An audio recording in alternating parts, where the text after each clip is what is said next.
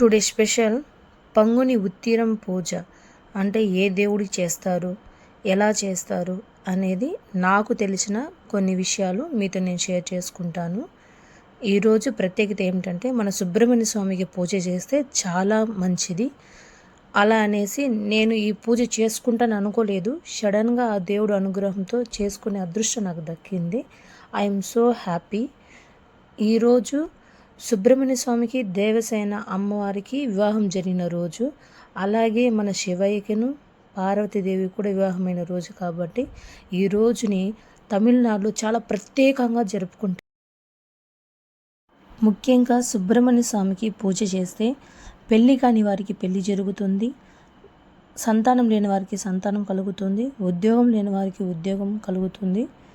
అదేవిధంగా ఇంట్లో సమస్యల ప్రతి ఒక్కటి తీర్చే దేవుడుగా మనకు మన సుబ్రహ్మణ్య స్వామి అండగా ఉన్నాడు. కాబట్టి మీకు ప్రతి మంగళవారం మీరు పూజ చేయొచ్చు.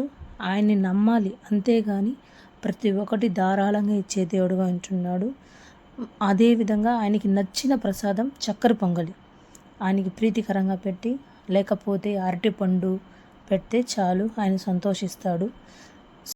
నా వీడియో మీకు నచ్చితే నా ఛానల్ని సబ్స్క్రైబ్ చేసుకోండి, లైక్ చేయండి, షేర్ చేయండి, మీ ఫ్రెండ్స్ కూడా షేర్ చేయండి friends. Thank you so much.